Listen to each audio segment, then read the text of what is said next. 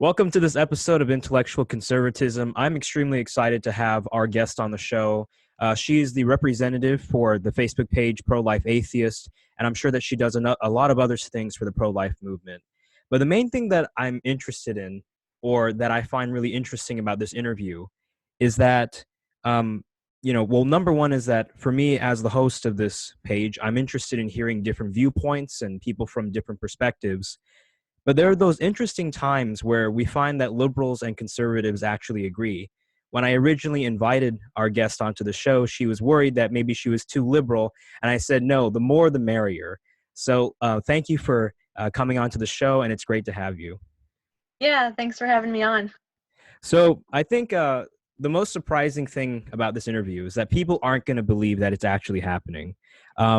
So people believe that it's impossible to be leftist, feminist, atheist, and pro-life. Those four just seem to contradict somehow when you put them all together.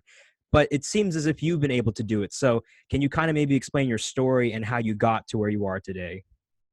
Yeah, so basically, when I was in middle school, I was starting to find myself and where I belong on the political spectrum.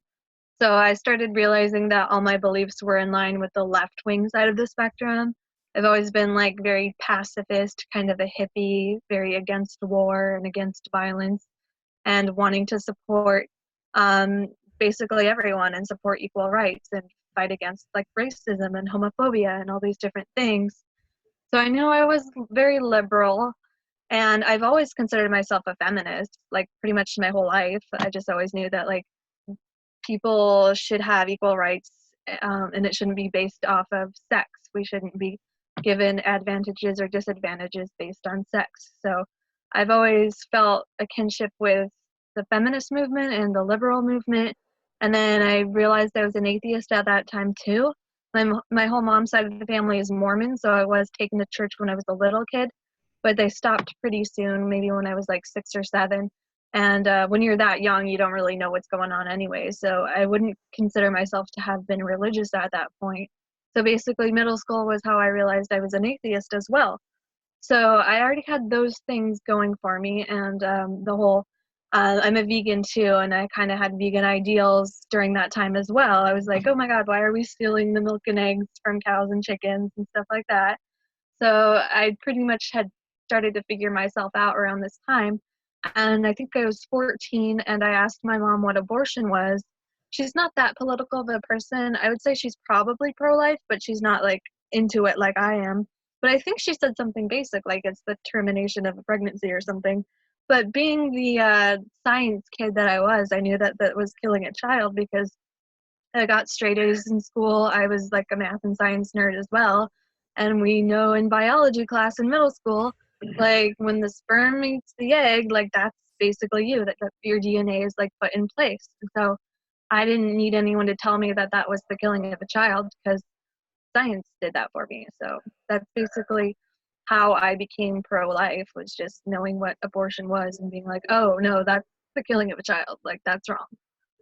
Yeah, I mean, it seems to me that to be pro-life doesn't really require any, prior religious commitments. Yeah. It's a position that anybody could really come to if you just begin with the basic principles of ethics and science. Um, so before we continue, then, we could go into a lot of different issues, but I also want to discuss then, you kind of alluded to it, but what is your justification for being pro-life? So basically, I think that, well, basically, liberalism in general is the supporting of everyone who is weak and innocent and vulnerable and poor and downtrodden, and like basically anyone who needs help. So I always thought that if anything, the most liberal or progressive or Democrat or socialist or whatever word you want to say, the most thing that fits all those is being pro-life, because the unborn are the most innocent, the most vulnerable, the most weak, the most helpless and defenseless and voiceless. So they need our help the most because they literally cannot say, hey, stop killing me, don't oppress me, like stop aborting us. So we need to be their voice basically. So that's kind of how that was like the first thing was, okay, the science tells us that they're humans and that's when we become human. Liberalism tells us to fight for justice and like fight against discrimination and oppression and fight for the little guy. And then feminism, I kind of assumed that only conservative deadbeat dads created abortion and supported it, because it seemed to me Hmm. like if you're a woman and you're pregnant and you feel the kid moving around inside of you, like you know it's alive, you know it's your child. It must be men that are for abortion, because they wouldn't feel that. They wouldn't know that that's like, that's why there are like so many women in the pro-life movement, because it hits us harder because we're the ones that actually get pregnant and we're closer to knowing that it's a child in there, because men don't have to have the same experience. But being liberal, I just assumed, okay, well, this can't be a liberal thing to be pro-choice, so it must be the conservative. So, like, boy, did I get that wrong. But, like, I don't know. It just seemed really backwards. Like, the sides were totally switched on that. I just never would have guessed that people who agree with me on all these other social justice issues would be pro-choice. That just sounded weird. Yeah, and like I think I'm sure you know this, but the early feminists were themselves pro-life. I don't know if Yeah. it's Susan B. Anthony, but she said something along the lines that you did, that men want to avoid fatherhood, avoid responsibility, so then they just let the woman have an abortion to escape that responsibility and abandon the Yeah. woman. Yeah, a lot of guys kind of go the deadbeat dad route, and then they kind of pressure us into abortion. Not all men, but some men do. And so it's like, it's harder for us because we're more connected to the child through pregnancy and childbirth and breastfeeding and all these different things. But guys, they're less like, they're more able to step away and be like, no, I don't want this kid, and I don't want to have to pay for it. I don't want child. I don't want, like, what is the word when you pay for the kid? Child support. Yeah, child support. Hmm. I don't want to have to do any of that. It's your kid. You do it. You're the mother. Like, you take care of it. So it's just like, it's more, I see it as a feminist issue. I've always had feminist ideals against abortion, because it seems like a lot of men exploit us by walking away and like pushing us to abortion so that they don't have to have kids. Mm. But then, the natural response is, well, what if the woman doesn't want the kid, right? You're forcing her against her will to have this child. So, let's not talk about bodily autonomy just yet, or personhood, but I think the immediate impression of being pro-life is that you're anti-woman, right? And like, Yeah, so, where does that idea come from, and how would you, as someone who is obviously a feminist and a woman, would respond to that claim? I think it's just purely dehumanization of the unborn and trying to only ever think of the parent and not the child. Because when we like other the unborn, we like separate ourselves from them and we only focus on one party, and we pretend, oh, like it's, this is what's happening to the mother. This is all about the mother. So therefore you must be doing something wrong to the mother. When in reality, the action itself is killing the child. Like, you should be allowed to abort your own body, but not someone else's body, you know?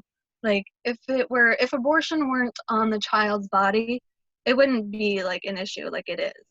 It's just they only want to think about the mother because they want to dehumanize the child so much, and just say, oh, well, you must be forcing the mother to do something, when it's, no, we're saying she shouldn't be allowed to force her child to die. Mm. Yeah, and I guess that, that kind of goes into another point really, which is that, at least in my reading of like the pro-choice arguments, if we take the point that a woman has bodily autonomy seriously, then maybe that could at least so justify maybe active euthanasia if they decide to kill themselves, but not the child, because that's a different Yeah. body. So let me press some common pro-choice arguments onto you and get your reaction to them, right? So probably the most common rebuttal that I hear is that, well, it's just a clump of cells. It's just, a bunch of, little genes and stuff going together, but it's not like human. It's not a person. How would you respond to the it's a clump of cells argument? Yeah, that just goes back to learning about embryology and being a science nerd, where we know from science that fertilization is the point where we become a distinct living human being, as opposed to just a cell of the body of the woman or the man. And then learning about the development timeline is interesting too, because the heart starts beating at 2 to 3 weeks after conception, and the brain is there at 2 to 3 weeks. And this is before we even know we're pregnant. And limb buds form at 3 to 4 weeks. So by the time all abortions happen, not only do they have beating hearts and brains, but also heads and eyes and arms and legs and fingers and toes and all these different things. So there's no way to call that just the clump of cells. Like that's a not only is it scientifically labeled as a human being, but it looks like one too. It's got different body parts, they've got different organs, they've got different limbs, and you can clearly see that it's like basically a mini child.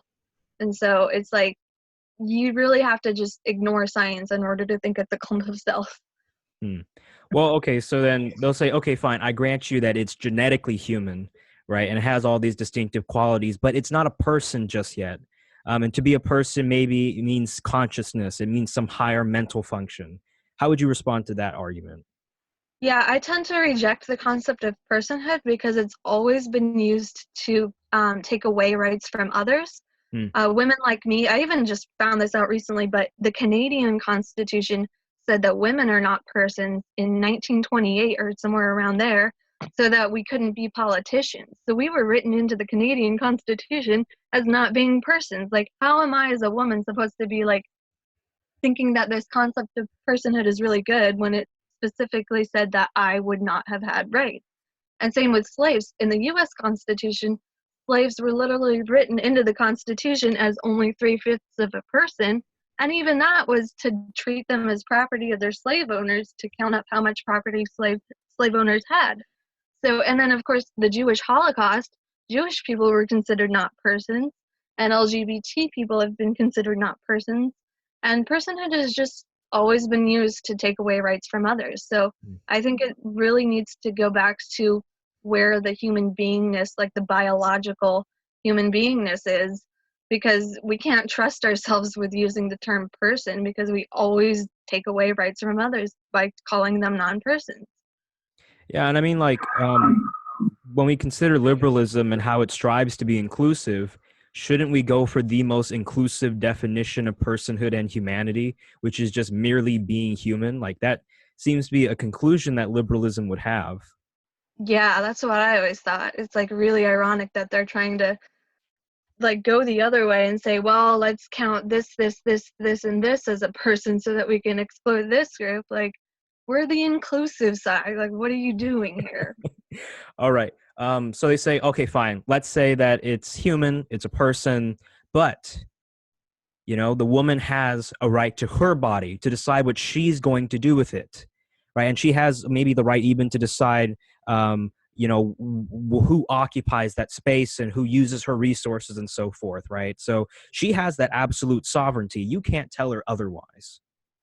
Yeah, that kind of goes to the phrase, my right to swing my fist ends at your nose, which means my right to own my body and do what I want with my body ends when there's another body there. And especially considering the fact that the child did not like invade our bodies, we kind of put them there through biological processes. They're completely innocent in the matter. They're not conscious and aware and making choices. So it's not even a case of like a rapist who forces its body inside of your body. It's just the body doesn't even know that it's there. So how are we supposed to be like, okay, but I should get to destroy and kill this other body who's completely innocent, completely not aware of what it's doing or why it's there? Like, it's just, it doesn't make sense to me as a liberal because it sounds like oppression, basically. So I don't really know why anyone would argue, oh, I get to kill whoever's in my body, even if they're completely innocent in the matter. Like, that would be like saying I can force a 2-year-old who's been knocked unconscious inside of my vagina if they'll fit, and then like abort them. Like that, no one would be okay with that. That would be weird. Mm. All right. So, well, let's say that somebody accepts. Okay, like it seems like you're making valid points, Kristen, but you know what? It's not your business. It's not your job to tell other people what to do with themselves. So you should just mind your own business. To that, I would say, well, that's why I'm a liberal and why I'm an activist, because I think I need to like stand up for those who can't stand up for themselves. I think when others are being hurt, it's everyone's business. And if we just act selfish like that and say, oh, well, it's not affecting me, so therefore I shouldn't speak up about it, then that's how all genocides have happened. Like, we need to like stand up for those who can't stand up for themselves, and we need to stand up for those even when they're standing up for themselves and having trouble gaining their rights. We just need to be good people like that. One of the difficulties that I've also personally faced is that, so, when I try to explain to somebody the facts of embryology, and I'm like, look, let's just have an ethical conversation and consider like what's going on. They say, no, you're a man. And you as a man, you cannot speak on this issue. Um, my question to you would be, so one is like, okay, so, I mean, do you think that's even valid or that should be used by liberals? And then second, how would you go about talking effectively to the pro-choice community? No, I think that it basically goes back to gender stereotypes of the woman being responsible for everything regarding children and babies, and the men just like not having anything to do with that. So to me, that's actually sexist, not only against men but also against women, because you're basically saying we're the brood mars, we're the baby makers, so only we can talk about it. Like that'd be like saying that only women can do the laundry of babies and like different household chores. So I think that men need to stand up for the rights of babies, and otherwise they're like because it goes back to the deadbeat dad idea. So yeah, I think it's their duty to like speak up for those who can't speak for themselves as well, despite the fact that you're not the ones that get pregnant. Because just because we get pregnant doesn't mean we should be stuck having this conversation alone when men are the ones who get us pregnant. So and then to pro-choicers, yeah, I do talk to them a lot. They tend to just plug their ears and say la la la la la, can't hear you. But I just think that they need to be more open-minded toward being against oppressing the unborn and actually not dehumanizing them. I think it's just basically like any other type of oppression, any other type of discrimination or prejudice. You just have to learn how to check your own privilege and not do it anymore. Mm. Basically, check their born privilege, so to say. You know, I've heard also the objection that, well, okay, sure, like let's say that your ethical principles are really solid, right? But the problem is that, you are pro-birth, but you're not pro-life. Like, the child's born, enters the world, and let's say the mom is poor, right? So the child's going to live a miserable life. Maybe the mother has to give up so much just to have this child, and then they say, well, you pro-lifers just abandon her and leave her be. So, I mean, one question that we could ask is really like, are we just pro birth? And then, second, what are public policy options that we should support that would really help that mother and, that child succeed? Yeah, so I was one of those kids who grew up poor, and we were on food stamps for a few months, and our house was foreclosed on for a bit until my parents decided to short sell it. And I've dealt with that, and it just kind of makes me feel bad that they think that those of us who are poor shouldn't get to live. But yeah, I do see where they're coming from with stereotypical conservatives who are against like food stamps and things like that and want to cut resources like that. But personally, I support all of those things. I've been on food stamps. Of course, I'm not going to want to cut the funding for food stamps. And I support universal health care, and I support all these different social safety nets. I also have ideas for like helping pregnant women. I think that I wish it was more common to like print up a flyer of all the different resources that pregnant women have in each county and then put it around in different places of businesses so that every woman gets used to seeing her options, because a lot of it is just women not knowing of their options. And then some of it is the culture as well. We do need to get rid of this mother shaming culture of telling us that we can't do it and we shouldn't get to have support. We do need more resources for poor people. I definitely agree with that. I think we could lean more toward the socialist European countries who do better at that. I think that we do need better health, uh, not only better healthcare, but also better welfare systems and better homeless shelters and all sorts of good stuff like that. I definitely agree with pro-choicers who are typical liberals on like basically all of those issues. Yeah. And the more I think about it too, I think many people are intuitively actually pro-life, right? But they claim to be pro-choice because they're like, well, if you look at all the pro-lifers, it's all those angry religious people, all those angry conservatives that I don't want to be associated with, and I think that there's kind of that problem where when ideas are associated with people and you don't like the people, then you think, oh, I don't like the ideas either. What can you That's say true. what can you say to a pro-choicer to help them get out of that kind of, that binary, that loop? Yeah, I would say they should start to familiarize themselves with the liberal, feminist, atheist, pro-lifers and go and look up organizations like Secular Pro-Life or Democrats for Life of America or Feminists for Life or Feminists for Nonviolent Choices or New Wave Feminists or Feminists Choosing Life of New York or Rehumanize International or All Our Lives or Consistent Life. There's like a ton of organizations out there for people like me, and there's a lot of us out there. There's like literally millions and millions of people out there like me. We just get ignored by both sides because the conservatives are too busy talking about their conservative ideals and not really paying attention to us. And then the liberals who are pro-choice kind of deny that we even exist in the first place. So yeah, the stereotypes definitely hurt the pro-life movement, but I think both sides need to be more welcoming of people like us who are like more who don't fit the stereotypes and who are like actually like agree with pro-choicers on everything except abortion. So You I know, wish that people did more to promote us instead of like ignore us. I think one time in a debate that I was having with somebody, I mentioned your page, Atheists for Life, and or is it Pro Life Atheists? Pro-life And is yes, Pro Life Atheists. And so I mentioned your page, and I remember the person kind of looked at me with this kind of shocked look, like, this is impossible. This can't be happening. And then they looked at your page, they looked at some of the stuff, and they said, oh, yeah, she's bought up by religious people, or she's somehow affiliated with a religious organization. So obviously, like, let's put it on the table, right? Like, you are definitely all the things you say you are: an atheist, a feminist, a liberal, and pro life. And you said vegan too, right? yeah. Yeah. So, like, Yeah, I've been this way for like the longest time now. okay, and you're not associated with any religious organizations, right? Absolutely not. No. Okay, I'm not even yes. superstitious. Yeah, I don't know why people take those little cheap shots at, people's credentials when they don't even have any basis for it. But I know it's weird. I mean, so I think one final thing that we can discuss is also the abortion debate in well, not just America but Canada, and for a larger part of the Western world, which is, or even the developing world. But um, how can we work at making this more civil? What have you found that gets pro-choice people realizing, oh, like, this is the better way to do it? And what can you tell to conservatives like me, like, what I should avoid doing? Yeah, so I think common ground is the key.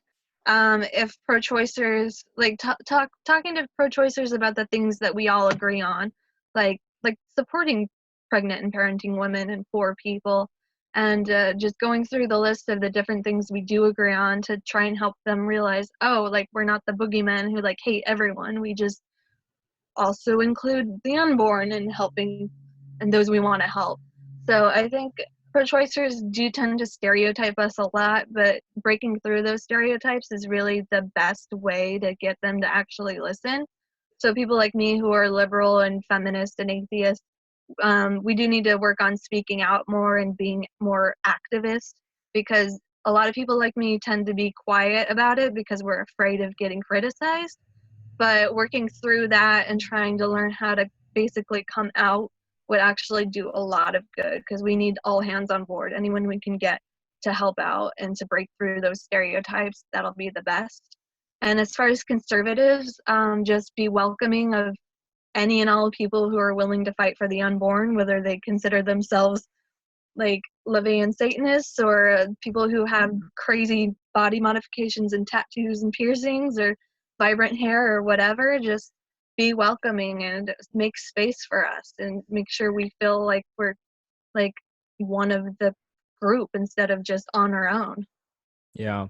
I think I'm gonna recommend to all conservatives and all religious people or who are also pro-life, stop quoting scripture, stop Yeah, saying we're made in the image of God. Like, I personally believe that because I am conservative and Christian. But look, like, you know, you don't need to say that to make the pro-life case. And in fact, when you do say it, it just makes things worse because it goes back to that whole association problem. Um, yeah. I don't You know definitely though. don't need to quote Bible quotes in order to make a case against abortion. So it's Yeah, best left out of the conversation. Yeah, I definitely agree. Well, Kristen, I had a great time tonight talking to you. Is there anything that you'd like to say before we end? I would like to give a shout out to Albany Rose because I have had that page Pro Life Atheist for the last few years, but it was actually handed down to me by her, and it was handed down to her by someone else. I forget who at this point. So technically, I didn't create the page, but I have been the sole admin for like a few years. But Albany Rose is a really good pro life atheist advocate as well, and she recently came out as Satanist as well. So I'm really proud of her for being herself and trying to brave the hardships of being considered one of the non-stereotypical pro-lifers as well. So, and thank you so much for having me on. This was a great experience. Yeah, no problem. And, it's really great that we're having these conversations. I freaking love Albany Rose. I actually interviewed her on this page. So, like, she's just a great woman. And I really appreciate all the work that you're doing on your side of the political aisle. Yeah, thank you so much. All right. Well, this has been our episode for intellectual conservatism. It's a little late at night on both sides of our time zone. So I'm going to cut it a little short. But thank you so much. And stay tuned for more episodes from intellectual conservatism. Thank you.